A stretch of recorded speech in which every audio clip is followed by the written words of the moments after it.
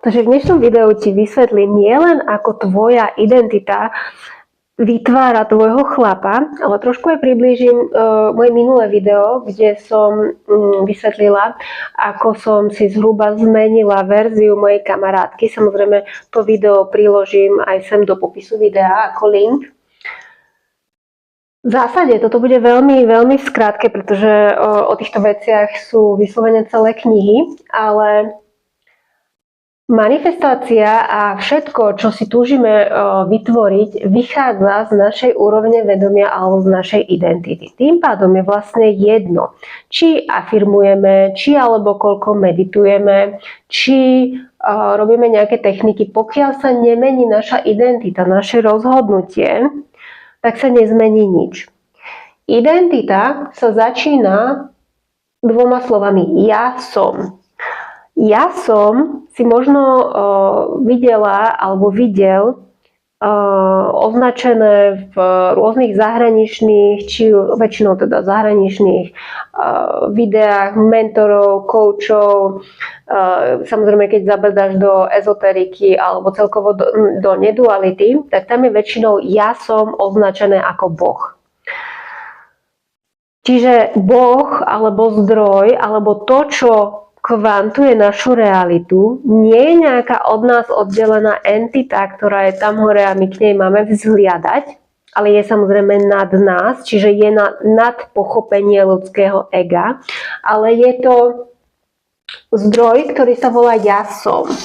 Ako by sme si to bližšie vysvetlili? Asi tak, že alebo teda ako by sme si to priblížili v našej reči. Pretože ja som rovná sa Boh, toto znie tak dosť nepochopiteľne. Hlavne keď si niekoľko dekád verila, alebo si myslela, že Boh je niečo od teba oddelené. Určite máš nejakú kamarátku, ktorá o sebe má nejaký obraz. Čiže povedzme, verí, že, alebo nie, že verí, vie, že je prokrastinátor. Odkladá veci. A už ste sa o tom x-krát bavili a ty ju tak nevidíš, nechceš ju tak vidieť, ale ona sama seba tak vidí. Ja by som strašne rada spravila toľko vecí, toto by som rada spravila, tamto by som rada spravila, ale ja som prokrastinátor. Asi pôjdem budúci mesiac na terapiu, samozrejme nikdy tam nepôjde, ale ja som prokrastinátor. Musím toto zmeniť, ale ja som. Čiže vlastne ona tú svoju božskú silu dáva tomu ja som. Toto by sme mohli preškrtnúť meno a dať tam prokrastinátor. Z jej vedomia teda bude vychádzať všetko, čo súvisí s tým, že ona odkladá veci. Bude sa stretávať s ľuďmi, ktorí jej to budú vyčítať. Bože, prečo toľko prokrastinuješ? A tým pádom sa jej to bude vlastne vracať v podobe dôkazu. Áno, ty si prokrastinátor, ty si zlá. Pravdepodobne je to niečo, čo jej hovorili rodičia a ona to doteraz nezmenila. Takto isto je to so všetkým. Čiže si predstav, že ty si Eva, dáme ti meno Eva, a si zamilovaná do niekoho, kto sa volá Theo. Teraz je úplne jedno, či si ho vedome manifestuješ, alebo nevedome, či si proste len do neho zbláznená. Chcela by si Thea, ale Theo ti ukazuje svoju verziu, ktorá sa s tebou klasicky hrá ako mačka s myšou. Čiže takéto hot and cold. Chvíľu sa o teba zaujíma, potom sa stiahne, zase sa zaujíma, zase sa stiahne. Tebe je to veľmi vyčerpávajúce. Neuvedomuješ si to, ale pravdepodobne to vychádza z nejakej tvojej identity alebo z niečoho, čo máš vnútri v sebe zakorenené. Ja som takáto a Theo je takýto. Samozrejme, že Theo je taký, pretože veď chlapi sú takí. Alebo ešte horšie. Chlapi sú v pohode, ale akurát tí, ktorých chcem ja, sú príšerní. Hej? Čiže ty vlastne vidíš túto verziu Thea. Takisto máš povedzme kamarátku Luciu a toto je tvoja verzia Lucie. Lucia a Theo majú svoju verziu, kde Lucia vidí Thea takto a Theo vidí Luciu takto. Čiže toto je nejaká ich spoločná realita. V skutočnosti ale neexistuje niečo také ako zdieľaná realita, pretože my si myslíme, že existuje niečo také ako zdieľaná realita. Realita, v ktorej sme všetci. Toto je práve tá ilúzia. V skutočnosti existuje niečo také ako, keď si predstavíš set virtuálnych realít a každý človek má svoju virtuálnu realitu. A zo svojho hľadiska alebo zo svojej úrovne vedomia, zo svojej identity interaguje s tou verziou ľudí, ktorá sa mu alebo jej javí podľa jej úrovne, podľa tejto osoby úrovne vedomia alebo identity.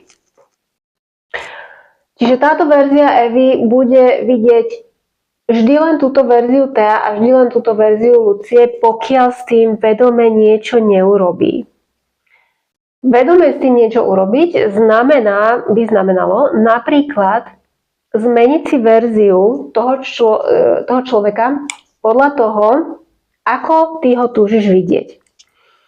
Pozor, toto naozaj stojí a padá na tom, že si OK sama so sebou, že sa rozhodneš pre seba lásku a že zistíš, alebo že sa rozhodneš, že títo ľudia ti až tak veľa naozaj nemajú čo dať, pretože najdôležitejšia sama pre seba si ty. Pokiaľ stále budeš visieť na Theovej láske a teraz si budeš myslieť, že OK, nejaký životvorca, nejaká Fatima mi tu niečo povedala a ja si zmením svojho Thea, ale stále visíš na jeho láske, potrebuješ jeho lásku, tak si logicky nemôžeš začať meniť verziu Thea, pretože všetko stojí a padá na tej tvojej koreňovej identite, na tom, čo je vlastne tvoj Boh. Ja som Eva, ktorá potrebuje Thea. Čiže v prvom rade, ja som Eva, ktorá síce sa jej páči Theo a možno považuje Thea za svoju spriaznenú dušu, ale musí v tom byť určitá voľnosť, čiže dávaš voľnosť tomu, ako sa to nakoniec vykryštalizuje v konečnej realite. Z tejto perspektívy si teda môžeš začať kvantovať verziu Thea a síce tak, že ho začneš vidieť tak, ako ho túžiš vidieť. To je úplne jedno, čo bude stále robiť v 3D realite. Čiže keď Theo si ťa stále nebude všímať, alebo raz si ťa všimne, raz ťa odkopne a tak ďalej, tak ty sa s tým zahráš a povieš si, že Theo je len hanblivý, preto si ma minule nevšímal, ale brutálne ho priťahujem, strašne sa mu páčim, nikdy v živote sa mu nepáčil nikto tak ako ja. Theo by sa, ak to urobíš naozaj zdravo a ak nebudeš pozor lipnúť na Theovej láske, toto je to najhlavnejšie, Theo by sa mal začať meniť. Čiže začneš vidieť novú verziu Thea. Teraz ešte jedna veľmi dôležitá vec, že toto všetko, čo tu vysvetľujem, samozrejme nie je potvrdené nejakou mainstreamovou vedou. Je to určité filozofovanie, ktoré vychádza samozrejme z niečoho, ale sú to všetko veci, ktoré sa potvrdili mne. Ja som sa pred rokmi začala brutálne meniť a zmenili sa verzie všetkých ľudí okolo mňa. Niektorí ľudia z môjho života odišli, tí, ktorí mali odísť, a niektorí mi prišli do života. Čiže ja ti hovorím to, čo pomohlo mne a to, čo zmenilo mňa. Prosím, nehľadaj to niekde potvrdené, alebo teraz nezačni hejtovať, ak chceš, tak môžeš, ale zbytočne začneš napríklad hejtovať toto video, že to nie je potvrdené, pretože ja viem, že nie je, ale toto je to, čo naozaj pomohlo mne. Čiže môžeš sa s tým začať hrať, začneš vidieť Thea ináč, začneš vidieť Luciu ináč, ak potom túžiš. A postupne by sa všetko malo začať meniť k tvojmu prospechu. To je zhruba na dnes odo mňa všetko. Viem, že je to taká dosť kontroverzná téma, takže keď máš nejaké otázky, tak mi kľudne píš buď do mailu, alebo pod toto video. A aj tebe, aj všetkým, ktorí ste ma sledovali, majte sa radi a majte ma radi.